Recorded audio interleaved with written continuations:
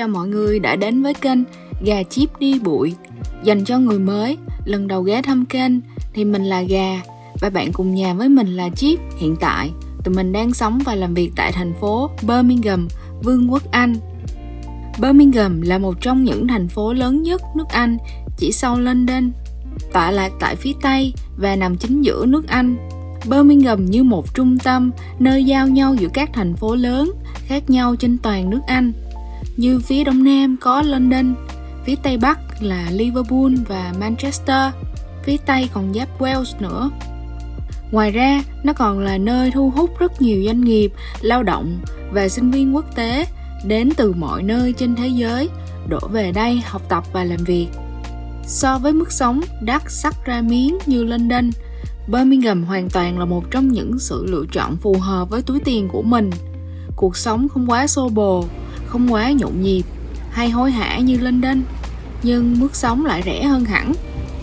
Do là thành phố lớn nên nó cũng có rất nhiều công ăn việc làm, nhiều trường đại học, và chỉ cách London chừng 1 tiếng đi tàu hoặc là 3 tiếng chạy xe thôi.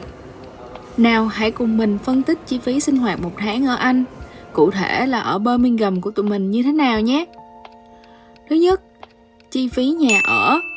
Hiện tại, nhà của tụi mình đang thuê ở khu vùng ven Birmingham, gồm có 1 phòng ngủ, 1 phòng khách, 1 bếp và 1 toilet, rơi vào khoảng là 750 bảng một tháng. Còn giá nhà thuê nguyên căn có 3 phòng ngủ thì vào khoảng 1.200 cho đến 1.500 một tháng. Ngoài ra, giá trị nhà ở Birmingham dành cho một căn có 3 phòng ngủ hiện rơi vào khoảng 220.000 bảng cho đến 500.000 bảng tùy vào khu vực. Mình sẽ để link ở bên dưới để cho mọi người có cái nhìn chung về thị trường bất động sản ở Anh nha. Bên cạnh đó, mình còn phải đóng một loại thuế cho nhà ở nữa, được gọi là Council Tax. Tùy vào từng khu vực và độ rộng, giá trị của nhà mà mình phải đóng một cái khoản phí khác nhau. Council Tax bang A sẽ là những căn nhà nhỏ, có giá trị thấp, và bang H sẽ là những cái biệt phủ đồ đó mọi người. Ví dụ căn nhà thuê hiện tại của tụi mình á, là bang A, nên Council Tax của nhà mình á, rơi vào khoảng 100 đến 134 bảng một tháng. Thứ hai, tiền hóa đơn. Hóa đơn tiền điện và ga trung bình mỗi tháng rơi vào khoảng 170 bảng dành cho những tháng lạnh và khoảng 50 bảng dành cho những tháng nóng. Mà tháng nóng ở Anh gom góp lại chắc chừng 3 tháng gì đó mọi người ơi. Hóa đơn tiền nước rơi vào khoảng 30 bảng một tháng. Hóa đơn internet hơi mắc nha mọi người, hiện tại mình đang trả là 50 bảng một tháng á. Tiền điện thoại của hai đứa là 20 bảng. Tiếp theo, phương tiện di chuyển. Tụi mình sử dụng cả hai loại là xe riêng và phương tiện công cộng luôn. Đối với phương tiện công cộng, ở Birmingham không có tàu điện ngầm thuận tiện như London, chỉ có xe buýt và tàu điện thôi, nên nó không được linh hoạt cho lắm. Hồi trước lúc mà mình chưa có xe, đi đến một điểm mong muốn thì mình phải đổi tàu, đổi xe bus, đồng thời là đi bộ rất lâu.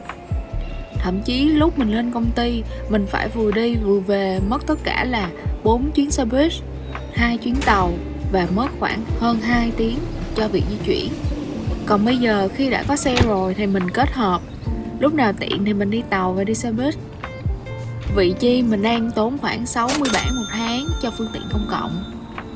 Mình có làm video nói về cách tiết kiệm tiền khi đi tàu trước đó, mình sẽ để link ở bên dưới cho mọi người tham khảo nha. Xe riêng.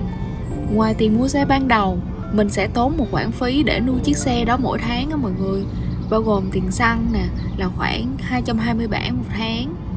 Ngoài ra bạn còn phải mua một cái phí bảo hiểm cho xe nữa. Tùy vào khu vực của bạn ở, có an ninh hay không, bạn có chỗ đổ xe riêng hay không, loại xe bạn đang chạy là gì, hay là kinh nghiệm lái xe của bạn là bao lâu, mà mức đóng bảo hiểm sẽ được tính tương ứng. Ví dụ như trường hợp của tụi mình là những tài xế mới và ở khu vực không được an ninh cho lắm, nên mức đóng bảo hiểm của tụi mình khá cao so với mặt bằng chung ở Birmingham. Tụi mình đang phải trả khoảng 100 bảng một tháng. Tiếp cho những ai đang sở hữu xe riêng nè, Nếu người thân của bạn có bằng lái, bạn có thể thêm tên của họ vào bảo hiểm chung với bạn cũng được. Đặc biệt là phụ nữ thì tiền bảo hiểm của mình sẽ được giảm một chút đó. Như năm ngoái, Chip phải trả tiền bảo hiểm xe là khoảng 1.400 một năm. Nhưng từ khi Chip thêm tên của mình vô thì bảo hiểm giảm chỉ còn 1.200 thôi. Thứ tư, tiền ăn uống. Tùy vào thói quen ăn uống của từng gia đình mà mình sẽ có chi phí ăn uống khác nhau nha mọi người. Thực ra, thịt thà ở bên này rẻ lắm. Rau củ, trái cây địa phương thì cũng tương đối trung bình. Nhưng mà rau củ Nhật hoặc là rau Việt á, thì hơi đắt nha mọi người. Mà hai đứa mình xác định là đi làm cực khổ rồi, thôi ăn uống thoải mái xíu. Không có tiết kiệm lắm đâu mọi người. Tụi mình còn là mấy con sâu rau nữa, nên xác định rồi nha. Thông thường thì tụi mình tự mua đồ về nấu ăn tại nhà cho tiết kiệm. Hiện tại mỗi tháng tụi mình chi khoảng 600 bảng cho tiền ăn uống hàng ngày. Còn một phần ăn ngoài thì khá là đắt, nhất là mấy món Việt hoặc là món châu Á đó mọi người. Rơi vào khoảng 13 đến 15 bảng một phần dành cho một người. Nên thỉnh thoảng tụi mình mới đi ăn ngoài thôi. Nhưng mà mấy hôm lười lười nấu ăn hoặc là Chip lên công ty cũng hay đi ăn ngoài với mấy bạn đồng nghiệp á, nên chi phí rơi vào khoảng là 200 bảng một tháng. Tiếp theo, tiền vui chơi giải trí. Ở đây tụi mình không có gì ngoài thời gian hết đó mọi người. Thay vì ở Việt Nam, mỗi buổi tối khi đi làm về thì đi nhậu, đi cà phê, lê la với bạn bè, cuối tuần đi coi phim, đi đây đi đó, đi cầu lông, học vẽ, học này học nọ, du lịch đồ các thứ. Thì giờ mình đi làm về thì hai đứa chỉ giải trí bằng Netflix and chill. Cuối tuần thì đi đánh cầu lông với mấy anh chị bạn, lâu lâu đi sinh nhật con của mấy anh chị, hoặc là BBQ vào một ngày nắng đẹp. Rồi hết rồi đó. Mình cũng chỉ tốn mấy chục bảng tiền vui chơi giải trí thôi. Mì còn trẻ, mì muốn đi chơi. Video.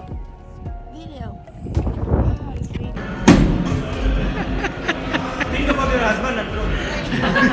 Think that's your boss. Chi phí sức khỏe bằng không. Đừng vội mừng nha mọi người. Đây là chính sách y tế NHS áp dụng cho toàn nước Anh. Khi bạn có vấn đề về sức khỏe, bạn có thể liên hệ với trung tâm y tế tại địa phương gần nơi bạn ở nhất để tới thăm khám. Cấp cứu hay là sinh nở thì hoàn toàn miễn phí. Tuy nhiên, cái gì cũng có hai mặt của vấn đề cần được nhìn nhận như sau. Khi bạn tới Anh với visa lao động, học tập, bạn đã phải đóng một khoản phí bảo hiểm từ trước. Đây là điều khoản bắt buộc. Cũng đắt đó nha mọi người. Hiện tại là rơi vào khoảng 1.035 bảng một năm đối với visa lao động có tay nghề cao. Còn dành cho học sinh, sinh viên là 776 bảng một năm. Còn một số trường hợp sẽ được miễn hoàn toàn như là thường trú nhân của Anh hoặc là công dân Anh. Và một số trường hợp khác mình có để link ở phía dưới cho mọi người tham khảo nè. Tiếp đến là chất lượng. Theo kinh nghiệm cá nhân của mình hay là bạn bè của mình mà mình quen biết á, thì do miễn phí nên lúc nào nó cũng ở trong tình trạng đông đúc hết.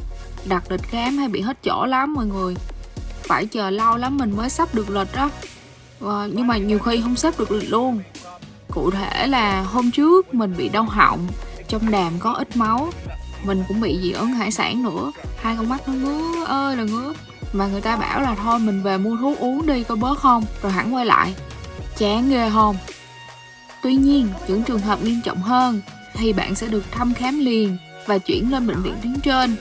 Lên tuyến trên thì cực kỳ xịn rồi nha mọi người. Theo kinh nghiệm của những người bạn local của mình thì khi gọi điện thoại bút lịch mình phải diễn tả tình trạng của mình nghiêm trọng lên, kiểu sốc tèo tới nơi rồi đó, thì sẽ được khám ngay. Cuối cùng là học phí cho con là hoàn toàn miễn phí. Nhưng mà tụi mình chưa có con nên chưa được thính mọi người ơi. Vậy tổng cộng phí sinh hoạt một tháng của tụi mình rơi vào khoảng 1.600 đến 1.700 bảng. Đổi ra là khoảng 52 đến 55 triệu tiền Việt á mọi người. Đây là mức chi phí hơi thoải mái của tụi mình nha. Nếu bạn ăn uống tiết kiệm hơn, nấu ăn ở nhà thay vì đi ăn ngoài nè, rồi ăn được đồ Tây thì hoàn toàn là có thể tiết kiệm được hơn như vậy. Nếu các bạn còn đang đi học hoặc ở một mình thì mình có thể ở ghép để giảm chi phí sinh hoạt lại nè.